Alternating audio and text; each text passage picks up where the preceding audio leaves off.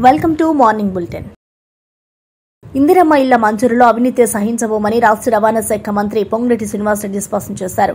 ఇల్లు ఇవ్వకుండానే నిధులు చెల్లించిన 4 అధికారులను సస్పెండ్ చేసినట్లు వెల్లడించారు.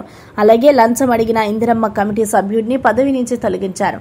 ఇలాంటి ఘటనలు మళ్లీ జరగకుండా కఠిన చర్యలు తీసుకుంటామని మంత్రి తెలిపారు. లంచం అడిగిన సందర్భంలో వెంటనే 1800599599 టోల్ ఫ్రీ నంబర్కు కాల్ చేయాలని 24 గంటల్లోపు చర్యలుంటాయని చెప్పారు.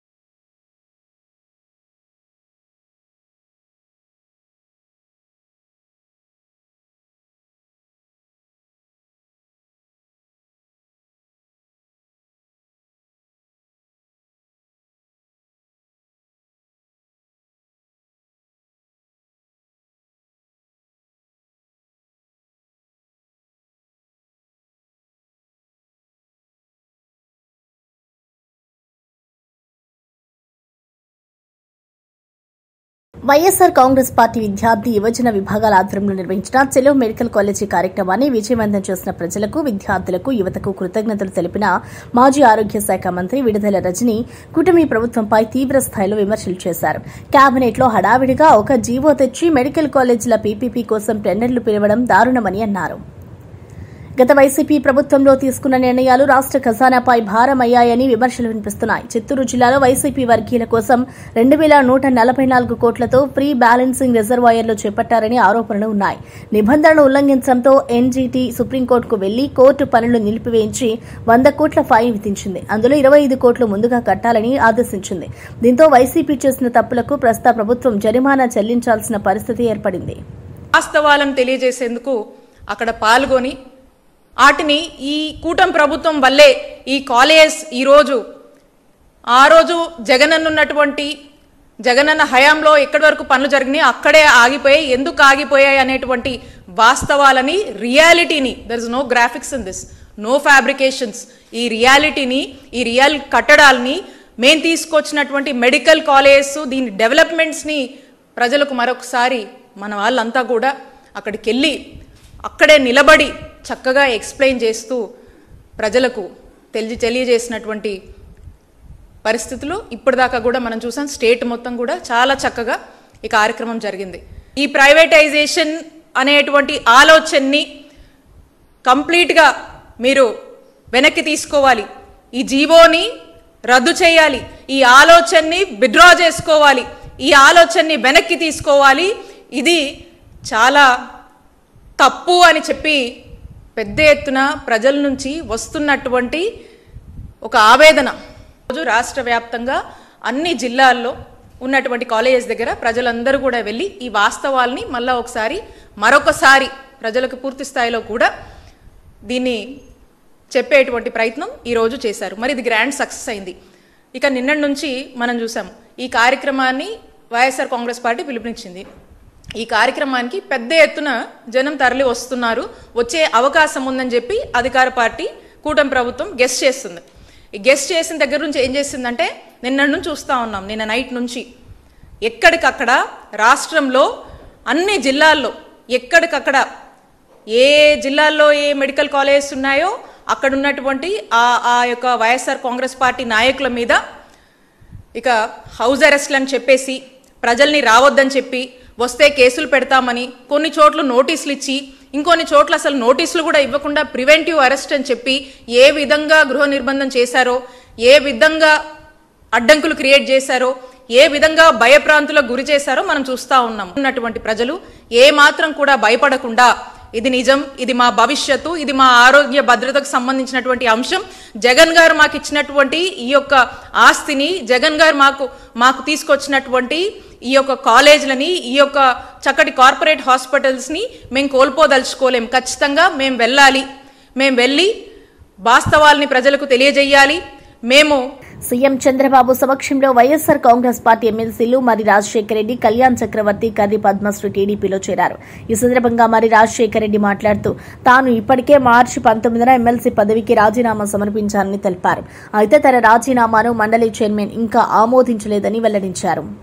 ఇటువంటి వ్యక్తిని చిలకలూరుపేట నియోజకవర్గ తెలుగుదేశం నాయకులు, కార్యకర్తల యొక్క అభిప్రాయాలు తీసుకోకుండా పార్టీయే జీవితంగా బతికినటువంటి, ఆస్తులన్నీ ధ్వంసమైనా కూడా, అనేకమైనటువంటి ఆర్థిక ఇబ్బందులు ఉన్నప్పటికి కూడా ఎక్కడ వెన్ను చూపించకుండా, మడిమ తిప్పకుండా, తెలుగుదేశం పార్టీ జెండాని దింపకుండా పనిచేసినటువంటి నాయకులను ఈరోజు పార్టీ అవమానించింది.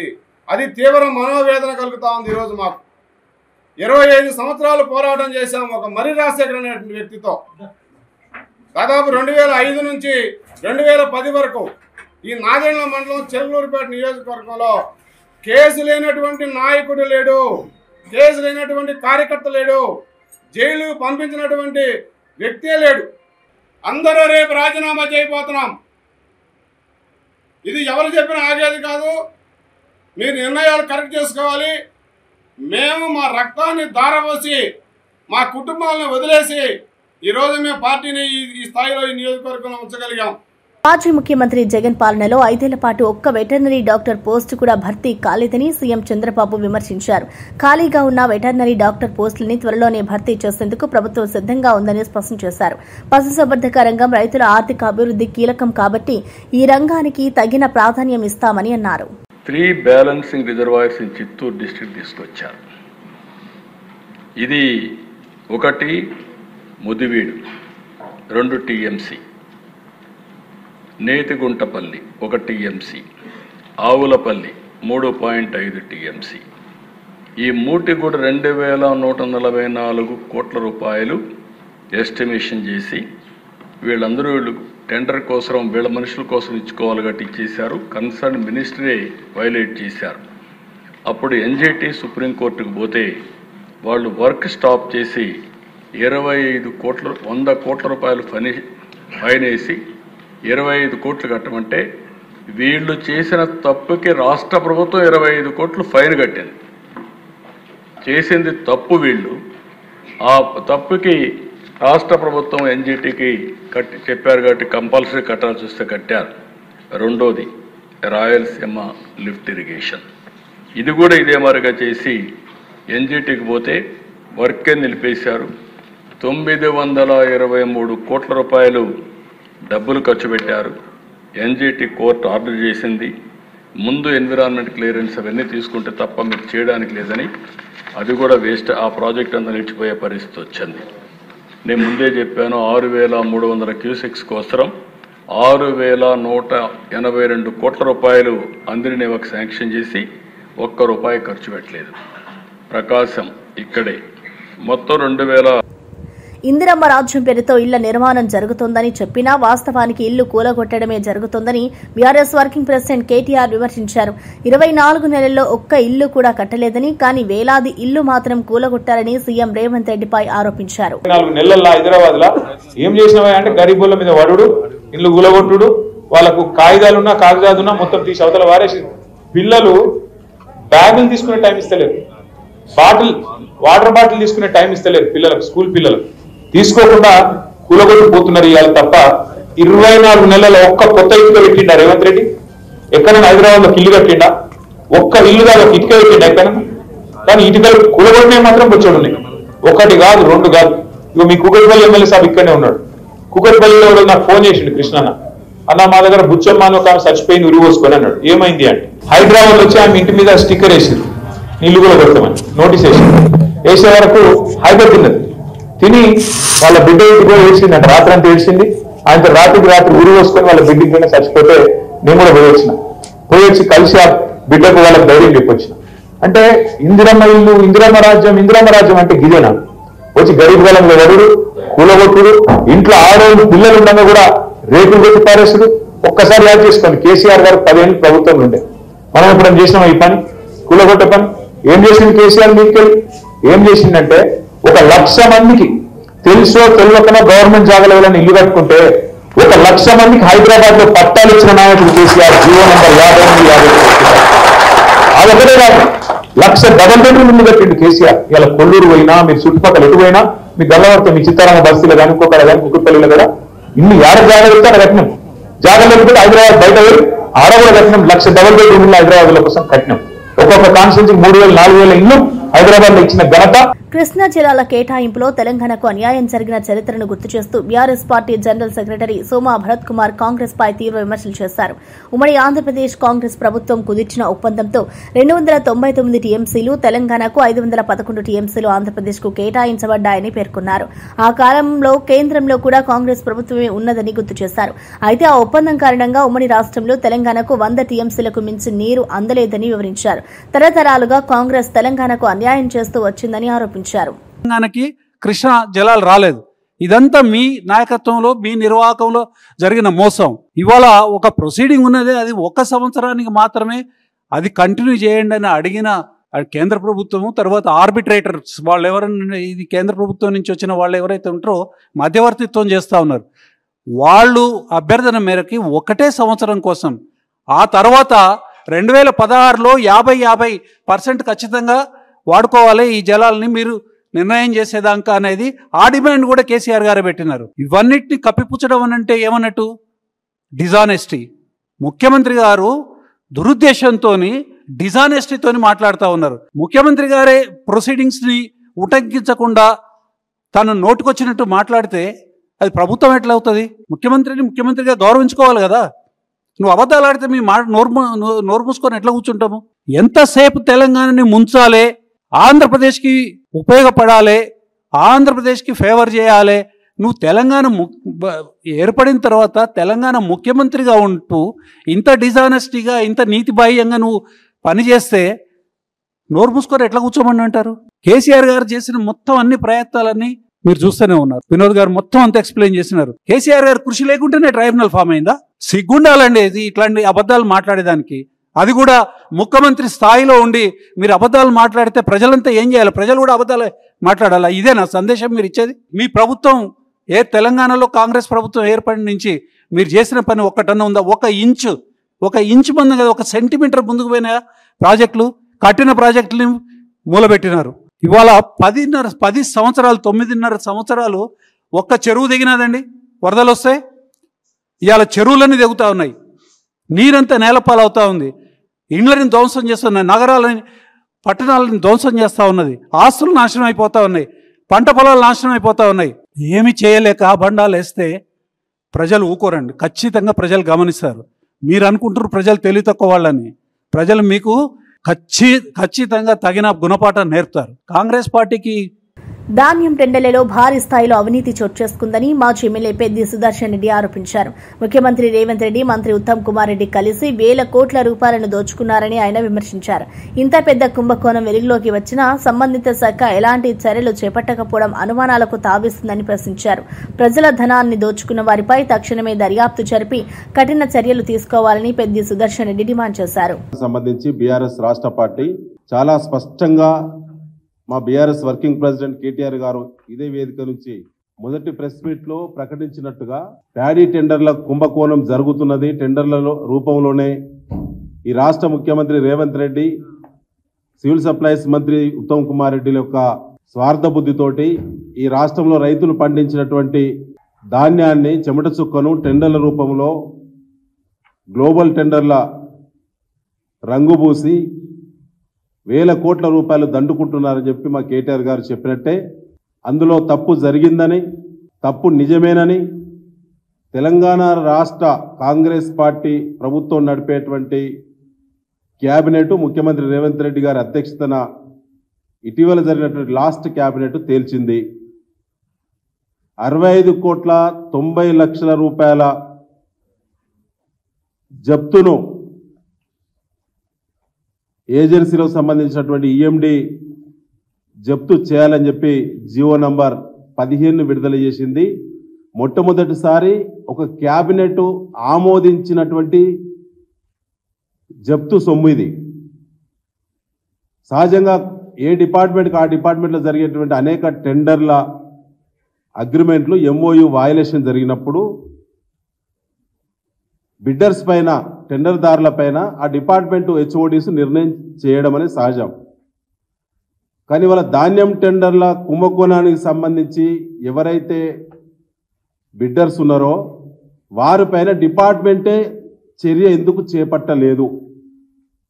డిపార్ట్మెంట్ చెందినటువంటి మంత్రి ఉత్తమ్ కుమార్ రెడ్డి గారు, కమిషనర్ డిఎస్ చౌహాన్ గారు, ఆయన ఐపీఎస్ అధికారి, సీనియర్ అధికారి, మీరు ఎందుకు చర్యలు చేపట్టకుండా ఆ ఫైలు కేబినెట్కు ఎందుకు వెళ్ళిందో సమాధానం చెప్పాలి. ఒక కేబినెట్ ధాన్యం టెండర్ల సమస్య పైన కేబినెట్ చర్చించి ఆ టెండర్దారులు చేసేటువంటి అనేక చట్ట వ్యతిరేక లేదా అగ్రిమెంటును ఉల్లంఘించినటువంటి కారణాలకు గాను 65,90,00,000 రూపాయలు జప్తు చేయాలని కేబినెట్ తీర్మానించాల్సినటువంటి అవసరము ఏమొచ్చిందో ముఖ్యమంత్రి రేవంత్ రెడ్డి, ఉత్తమ్ కుమార్ రెడ్డిలు సమాధానం చెప్పాలి ఈ రాష్ట్ర ప్రజలకు అని చెప్పి బీఆర్ఎస్ డిమాండ్ చేస్తా ఉన్నది. అందులో దొంగతనము. రాష్ట్ర ప్రభుత్వం మైనారిటీల అభివృద్ధి కోసం 2 కొత్త పథకాలను ప్రారంభించింది. సచివాలయంలో మైనారిటీ, ఎస్సీ, ఎస్టీ సంక్షేమ శాఖ మంత్రి అడ్లూరి లక్ష్మణ్ ప్రారంభించిన ఈ పథకాలు ఇందిరమ్మ మైనారిటీ మహిళా యోజన మరియు రేవంతన్న కా సహారా మిస్కిన్ కేలియే పేర్లతో ప్రవేశపెట్టబడ్డాయి.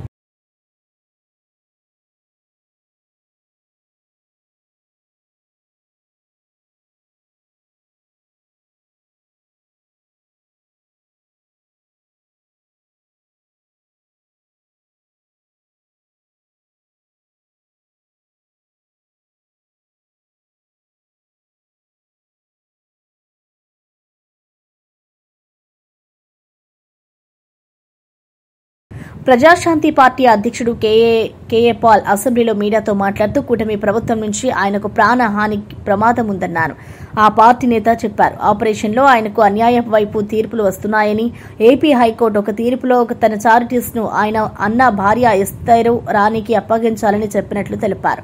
న్యాయస్థానాలు చంద్రబాబుకు అమ్ముడైపోయినట్లు, తాను ఉన్నత న్యాయస్థానాల్లో హక్కుల కోసం పోరాటం చేస్తామని ఆయన పేర్కొన్నారు. తన లాయర్లు కూడా చంద్రబాబుకే సమర్థించబడ్డారని నారా లోకేష్ ఈ మొత్తం వ్యవహారాన్ని దగ్గరగా నడిపిస్తున్నట్టుగా ఆరోపించారు. And who were the judges? I am above caste. The first RDO was Venkateswarlu, Visakhapatnam RDO Kamma, saying Dr. Paul has nothing to do these properties and given it to Esther Rani and sons. What? Then we went to Honorable High Court. T. Rajani, we found out she belonged to Kamma caste. And Supreme Court, Mr. L. Nageswara, I found out he belonged to Kamma caste. What is going on? My question number 1 is, why the same things not repeated when Jagan Mohan Reddy was the Chief Minister? We found out that Mr. Chandrababu Naidu's son Lokesh refused to hear this complaint when my daughter-in-law and my father went. And then who they heard? We have evidence.